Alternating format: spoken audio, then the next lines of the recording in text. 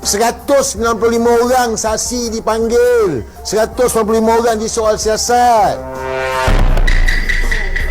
Apa benda pula nak dakwa dengan kesalahan ugut guna komunikasi media sosial? Nah, bila peguam negara, sorry lah, peguam negara ni anjing lah kan.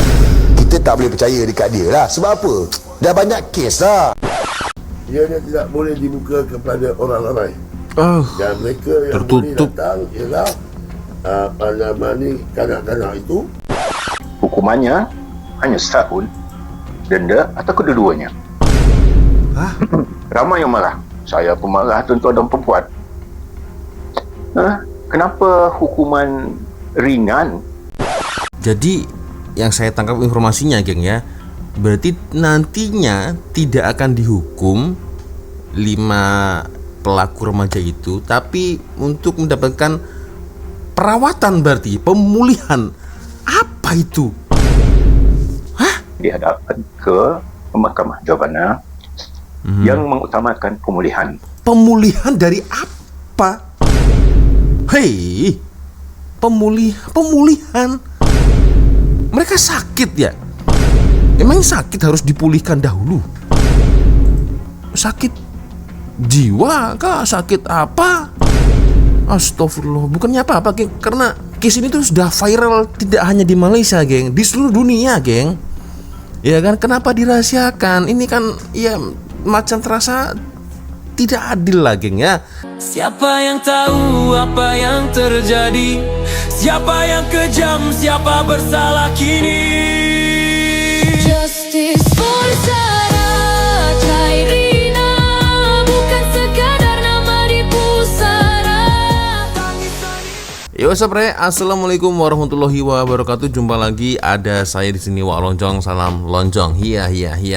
Apa kabar kawan-kawan? Semoga semua dalam kondisi yang sehat ya. Amin ya robbal alamin. Oke geng, tanpa buang masa, jadi ada satu kabar berita up to date dari case adik Zahra lah geng ya.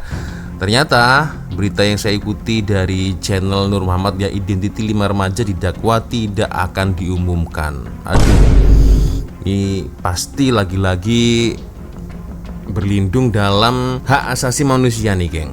Nah, mungkin seperti itu geng ya. Nampaknya ramai yang kecewa sih geng ya. Tapi itulah geng ya, tak pasti seperti apa videonya geng. Kita akan coba untuk lihat bersama-sama seperti apa videonya geng ya. Tapi biasanya hanya sekedar mengingatkan untuk kawan-kawan yang mungkin belum sholat, ya jangan lupa sholat dulu geng ya. Kita akan coba untuk lihat bersama-sama sampai dengan selesai ya, seperti apa pendedahan dari channel Nur Muhammad geng ya. Identiti 5 remaja bakal didakwa akan dirahasiakan. Oke. Berkenaan dengan identiti kanak-kanak tidak boleh dikeluarkan. Maknanya ingin disikat. Padahal setahu saya rakyat meminta siasatan ditransparankan, ya kan geng? Tapi itulah. Identiti 5 remaja yang bakal didakwa berkaitan kes buli pelajar tingkatan 1 Allahyarhamah Zahra Khairina Mahathir tidak boleh didedahkan kepada umum.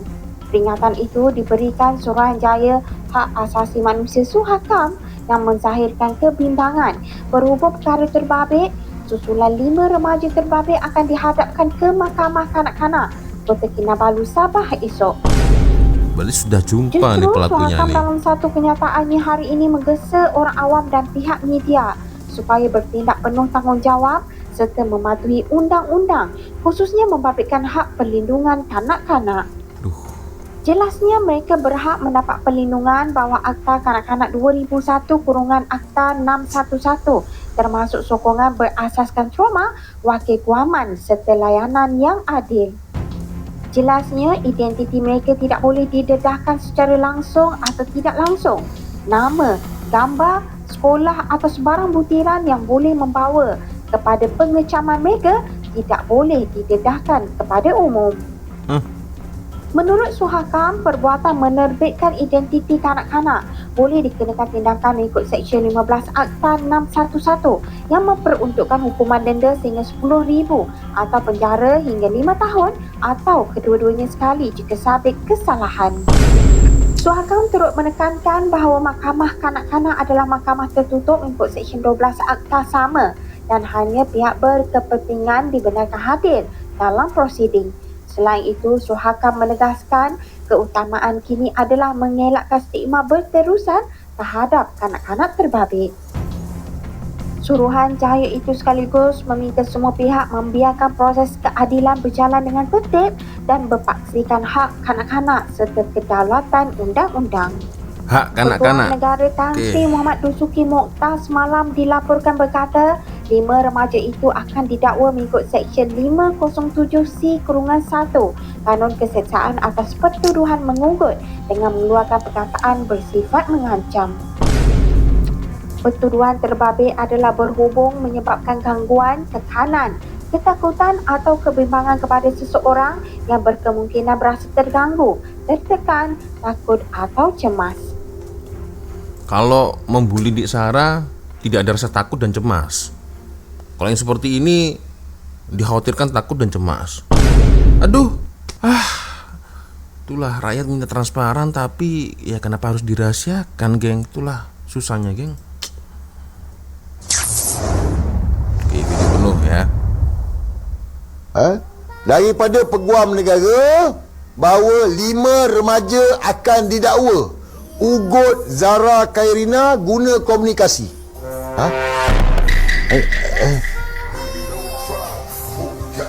Kita tunggu kan, punyalah hangat daripada Sabah pergi Sarawak sampai Semenanjung, rakyat berhimpun nakkan keadilan, justice.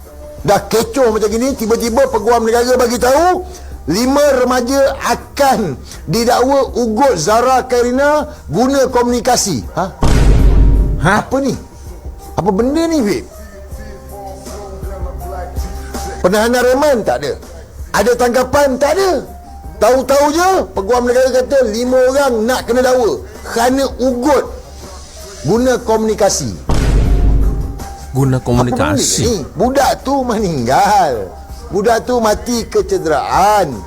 Kecoh, orang nak tahu.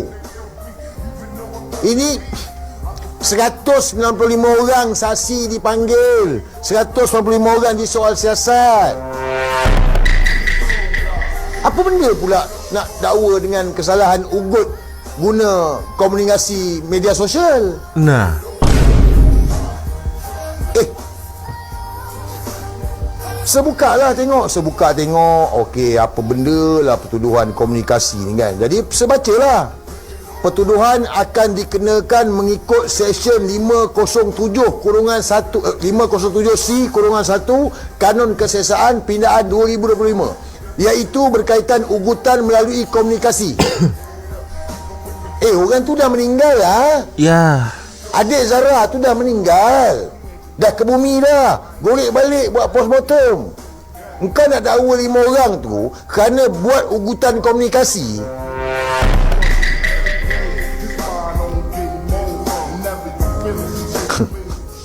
Bila Peguam Negara, sorry lah, Peguam Negara ni anjing lah kan.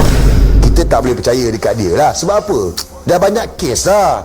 Kes Anwar Ibrahim, dia backup. Kes Tita Aidendem, dia orang sorok. Jadi sekarang ni kita tak percaya pada Peguam Negara. Saya tak percaya. Pergi mampus dengan korang lah. Aku tak percaya dengan Peguam Negara ni. Sebab dah berbukti-bukti dah ni, berderet-deret dah ni. Kes Tun Mahathir, tentang pengampunan Anwar Ibrahim haram, kelaikan Anwar bertanding. Semua Peguam Negara ke depan ni. Kes Yusof Rota pun dia juga pertahankan Anwar Ibrahim.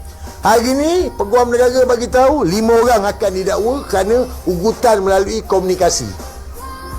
Kita nak tahu kes ni siapa yang terlibat, siapa yang bully. Macam Pulih Pokar bagi tahu tadi, ada elemen bully, ada elemen seksual. So kita nak tahulah ugutan melalui komunikasi. Kita ada satu kes dulu, kalau siapa ingat, kes seorang pelajar Zul Farhan. Ingat kes budak ni yang kena streka tu? Ya. Ingat tak? Ya. Kes pelajar ni yang kena streka. Daripada mereka ni semua bully, akhirnya 5 orang 302 dihukum gantung. Ya. Buli juga. So kalau Pudian Pokal bagi tahu memang ada buli terhadap arwah Zara ni, kenapa tak tangkap 302? Nah, Ataupun tak pergi kepada 304? Tapi kalau dah macam gitu punya ketederaan, mungkin 302, sebab itu dah niat tak betul lah. So bukanlah pihak berkuasa, bukanlah kita nak mengajar pihak polis, tapi contoh dah ada. Contoh dah ada kes adik Zul Farhan ini. Pelajar juga, dibuli juga. Akhirnya dapat keadilan yang mana mereka yang terlibat secara total ini dihukum 302. hukum gantung, geng. 304 pun tak nak 302, dapat 302. Baru itu hari, tempoh hari. Jadi kenapa dalam kes adik arwah Zara ni tak buka tentang 302, 304? Aku baru ingat sih, geng. Iya, kes adik Farhan itu sempat viral juga, geng, di Indonesia, geng. Kalau tak silap, geng, sebenarnya dari pihak hakim ya, mereka hanya mendapatkan tak sampai hukuman gantung kalau tak silap, geng, ya. Tapi dikarenakan mereka ingin meminta keringanan, akhirnya dengan pihak penguat kuasa lah, geng, ya, aku tak pasti hakim atau apalah, mereka akhirnya malah dihukum gantung. Nah itu, jadi awalnya bukan dihukum gantung kalau tak silap. Awalnya itu kalau tak silap dulu itu mereka hanya dihukum 10 atau 20 tahun ya kalau tak silap. Tapi mereka mengajukan banding. Ya, mereka minta keringanan. Bukannya dapat keringanan, tapi malah dapat hukuman gantung, geng. Itu yang saya ingat ya. Kalau saya silap mungkin ya bolehlah koreksi di orang komentar, geng. Dan ini pernah viral juga sih, geng, di Indonesia, geng, ya. Tak kena ni. Ni tak betul ni. Ini dah tak betul. Kau banyak sangat kong kali kong ni. Kong kali kong, ya. Orang. Ya. Jangan kong kali kong anak orang. Okey, Assalamualaikum kawan-kawan. Hari ini kita nak bincangkan berkenaan dengan Mahkamah Jubana. Apakah dia Mahkamah Jubana ni? Menjadi buah mulut masyarakat Malaysia pada hari ini. Ya, bagi Mahkamah Jubana ini, ia adalah bagi kanak-kanak. Di mana kanak-kanak dihadapkan di Mahkamah Jubana. Walaupun dia didapati bersalah, walaupun pihak dia boleh disabitkan, tetapi dalam Mahkamah Jubana perkataan dapatan salah, sabitan dan hukuman tidak boleh digunakan. Maknanya tak ada rekod lah. Tidak boleh digunakan berhubung dengan kanak-kanak yang bicara di dalam kes Mahkamah Jubana. Proceeding di dalam Mahkamah Jubana ianya tertutup, ianya tidak boleh dibuka kepada orang ramai. Dan mereka yang boleh datang ialah kanak-kanak itu, ibu bapa kanak-kanak atau penjaga kanak-kanak yang dituduh, pegawai kebajikan masyarakat, pegawai pendakwa, peguam kanak-kanak itu jika ada. Jadi saya tak tahu sama ada peguam bagi mangsa boleh hadir atau tidak, tapi saya percaya mereka akan buat permohonan untuk hadir. Dan kemudiannya berkenaan dengan laporan Jubana ini, penyiaran di media berkenaan dengan identiti kanak-kanak tidak boleh dikeluarkan. Maknanya ia disekat, kecuali mahkamah memperhati bahawa identiti itu perlulah ditunjukkan kepada masyarakat demi kepentingan keadilan. Jadi itu kita tak tahulah kan. Jadi lepas tu yang penting sekali bagi fungsi ini ialah ianya ditadbir terus oleh penasihat. Ada 2 orang duduk bukti dan keadaan magistrate. Dan hukuman yang boleh dijatuhkan oleh Mahkamah Jubana bagi satu kesalahan yang telah terbukti dilakukan oleh seorang kanak-kanak, Mahkamah bagi kanak-kanak ini mempunyai kuasa untuk memberi amaran je. Amaran? B. Melepaskan kanak-kanak dengan menyempurnakan satu hubungan berkelakuan baik. C. Memerintahkan supaya kanak-kanak itu diletakkan di dalam pemeliharaan saudara mara. D. Memerintahkan supaya kanak-kanak itu membayar denda dan pampasan atau kos I. Membuat perintah perkhidmatan masyarakat. M. Membuat perintah pencegahan di bawah Seksyen 98. G. Memerintahkan supaya kanak-kanak itu dihantar ke sekolah yang tinggi. H. Mengendali ke atas kanak-kanak itu jika dia berumur 14 tahun atas dan kesalahan boleh dihukum dengan hukuman penjara. Kita duduk di bawah Seksyen 611. Ya. Siapa pula tutup pintu itu? Apa-apa tempoh pemeriksaan itu boleh jatuhkan oleh Mahkamah Seksyen. Jadi kita tengoklah itulah komposisinya, apakah ianya sesuai ataupun tidak bagi kes yang sedang berjalan ni. Aku tak tahu nak cakap. Tidak sesuai. Kita pulanglah pada kawan-kawan. Tidak sesuai. Kenapakah 5 remaja dalam kes Zara Karina ini hanya dituduh di bawah Seksyen 507C, bukan satu tuduhan yang berat? Alamak. Dalam masa yang sama, kita dengar peguam yang mewakili keluarga arwah memohon supaya 5 orang yang didakwa oleh peguam negara ini mesti mengikut Seksyen 507D. Jom seberi sedikit pandangan saya daripada yang saya rasa kenapa Seksyen 507C ini diguna oleh AG untuk mendakwa 5 orang. Tuan-tuan dan puan-puan mesti tahu bahawa 507C itu ialah undang-undang baru mula pada tahun 2025.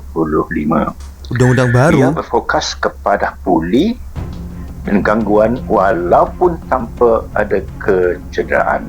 Itu kena faham ya, di 507C ni.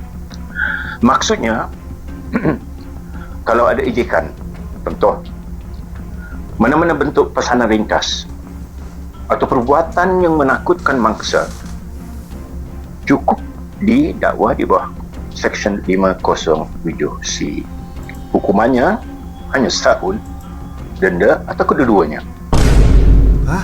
Ramai yang marah. Saya pun marah, tuan-tuan dan perempuan. Kenapa hukuman ringan? Saya percaya mungkin program negara mempunyai strateginya sendiri. Oh, strategi. Tetapi kalau kita lihat agak-agaknya sebabnya kenapa program negara menggunakan 507C. Satu, menggunakan Seksyen 507C lebih mudah dibuktikan. The test is not that heavy. Dan bolehlah kita dengan ada bukti SMS dan sebagainya, sekiranya ada unsur-unsur yang tidak betul, jadi memakai hamun misalnya, boleh jadi bukti ya. Kedua, sementara kita menunggu inquest, keputusan penentuan punca kematian, bab itu lain. So sekarang ini tidak ada inquest berjalan.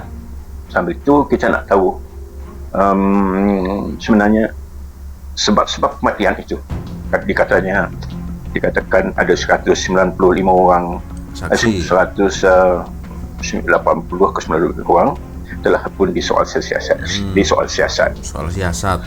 Ketiga, sebab tertuduh bawah umur, because yang didakwa ini adalah di bawah umur 18 tahun, maka mereka akan dihadapkan ke Mahkamah Jabana yang mengutamakan pemulihan. Bukan hukuman berat. Jadi yang saya tangkap informasinya, geng ya, berarti nantinya tidak akan dihukum 5 pelaku remaja itu, tapi untuk mendapatkan perawatan, berarti pemulihan. Apa itu? Dihadapkan ke Mahkamah Jabana yang mengutamakan pemulihan. Pemulihan dari apa? Hei, pemulihan. Mereka sakit ya? Emang sakit harus dipulihkan dahulu? Sakit jiwa kah? Sakit apa? Astagfirullah. Bukannya apa-apa, geng. Karena case ini tuh sudah viral tidak hanya di Malaysia, geng, di seluruh dunia, geng. Ya kan? Kenapa dirahasiakan? Ini kan ya macam terasa tidak adil lah, geng ya. kita nih sebagai netizen, kalian rakyat Malaysia, saya citizen in the world ya kan, karena kan sudah viral nih ya kan, sudah tular bahkan di seluruh dunia, geng ya, justice for Zara. Kita nih nak tahu, geng, siapa pelakunya, betul tak? Benarkah mereka ditangkap? Adakah pelaku-pelaku itu betul yang terlibat itu mereka, atau sebaliknya, kan begitu? Bukan hukuman berat. Bukan hukuman berat. Tiga-tiga ini adalah mungkin alasannya, saya pun tak tahu apa yang ada pada AG. Mungkin itu alasannya. Ya, tuan-tuan dan puan-puan perlu ingat, ini bukan tuduhan akhir. Ya, ada 3 senario selepas inquest ini berjalan. 3 skenario. Kalau Section 507C, kalau hanya buli psikologi berlaku, naik taraf ke 507D bracket 2 kalau buli terbukti membawa pada kematian, hukumannya hingga 10 tahun. 10 years, it is not bukan a short time. Naik taraf ke kes bunuh ataupun homicide, kalau terbukti ada kecederaan fizikal, hukumannya antara 20 ke 30 tahun. Sudah terbukti itu dah. Cuba kita tengok beza. Perbezaan di antara Section 507C dan 507D. 507C sebutan adalah harassment, amun dan sebagainya. Hukumannya hanya setahun. Mengejek ya, dengan SMS yang memberi berbagai perkataan yang membahayakan ya. 507D 2 buli mendorong pada bunuh diri, yang buli akhirnya dia bunuh diri, kematian, hukumannya hingga 10 tahun. Kalau bukti lebih kukuh, kalau ada bukti yang lebih kukuh, boleh pergi ke section bunuh atau homicide. Tuan-tuan dan puan-puan, jadi kita tengok kes ini. Jadi kes ini masih berjalan sekarang ini ya. 507C masih jalan ya. Itu masuk what we say a gateway untuk masuk ke dalam kes ini ya. Kalau terbukti ada pelaku sebenarnya mencedera arwah Zara ni, tuduhan akan dinaik taraf ke naik taraf ini section 507D dan sebagainya ya. Naik taraf. Keadilan tetap kita tuntut ya. Sebab itu tuan-tuan dan puan-puan, kes Zara Karina ini dilakukan secara serampang 2 mata. Satu, inquest. Kedua, penyiasatan. Saya dengar juga dalam Dewan mengatakan kenapa inquest dijalankan secara bersama penyiasatan. Tentunya AG hendak melihat kes ini akan dirungkai, akan diadili secara adil. Soalannya sekarang, berapa lamakah agak-agaknya kes ini berjalan? Allahu a'lam, tuan-tuan dan puan, kita tak tahu. Kalau macam ni senario dia, ya, senario A 507C, senario B 507D, baru pergi pembunuhan, homicide dan sebagainya. Mungkin berjalan lama, kita tak tahu. Allahu a'lam. Malaysia dikatakan adalah sebuah negara hukum, tuan-tuan dan puan. Maknanya kita wajib mengikuti tata cara yang disediakan oleh hukum. Jadi hukum tu kita dah sedia sebagainya, tapi kita memastikan ianya dipatuhi oleh mereka yang bertanggungjawab. Ada orang tanya, dia call, Assalamualaikum, katanya, kalau Malaysia sebuah negara hukum, katanya, kenapa kes ini tidak dijalan mengikut SOP yang telah disediakan? Jawapan bukan pada saya, jawapan kepada PDRM. Dikatakan bahagian Negeri Gunung Padang untuk mengetahui kan sebenarnya apa berlaku, dan jawapan sedikit telah kita dengar dalam Dewan oleh Datuk Seri Menteri Dalam Negeri, tapi tak ramai yang puas hati sebab jawapannya tidak berapa jelas. Ada yang mengatakan wang yang sama, nama sama, band sama, itu mustahil tu. Saya pun tak masuk akal saya lah. Jadi tak masuk akal saya. Jadi tuan-tuan dan puan-puan, manakala yang sama, yang dikatakan anak yang sama, nama yang sama, ya, tapi yang Berhormat Menteri telah menafikan anak dia tak pernah sekolah kat situ dan sebagainya lah. Jadi soal tanda tanya dalam sosial media. Tuan-tuan dan puan-puan, kalaulah misalnya kes ini dijalan mengikut tata cara yang betul, sudah tentunya tidak berlaku arwah dikubur, tidak berlaku digali semula, ya. Jadi sebab dikubur digali semula itulah jadi tanda tanya. Dalam proses tersebut, tuan-tuan dan puan-puan, banyak DNA yang hilang. Misal baju dicuci belum diserah kepada keluarga arwah. Ya. Baru-baru ini kita dengar berbagai-bagai lah tuduhan yang memerlukan kebuktian di dalam inquest ini kelak. Assalamualaikum. Waalaikumsalam warahmatullahi wabarakatuh. So, ya geng, macam mana geng? Aku lihat dari menit awal sampai di menit akhir ini geng ya. Astagfirullah, ini Suhakem pula nih. Suhakem ini ya paham lah saya geng ya, hak asasi untuk semua, terutama kanak-kanak geng ya. Masalahnya ini Suhakem nak berkomplot bela pembunuh di bawah umur ke atau macam mana geng ya. Ya kita semua kan minta siasatan itu ditransparankan ya. Satu dunia bos, satu dunia ini menyaksikan ya Badan Kehakiman dan Keadilan dalam Malaysia nih, ya kan.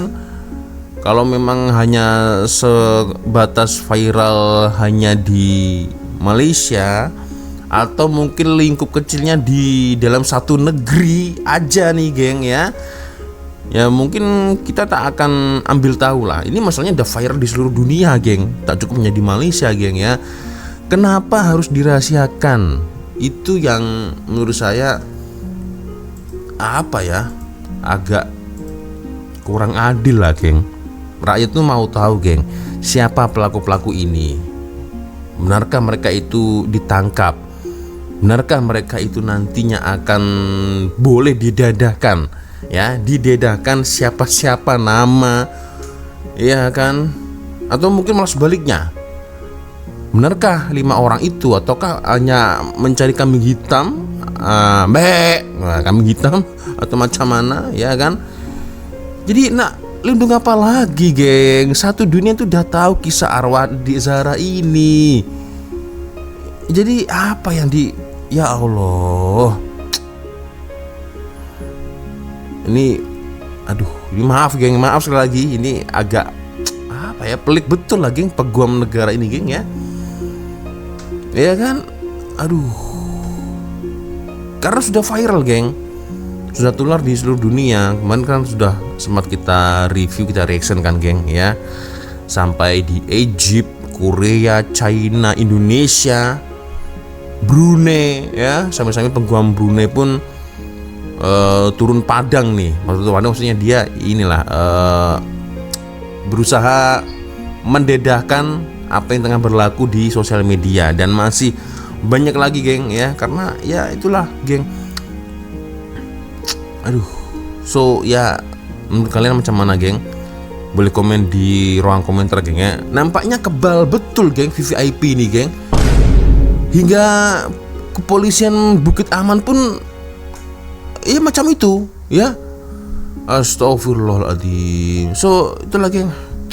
Pening.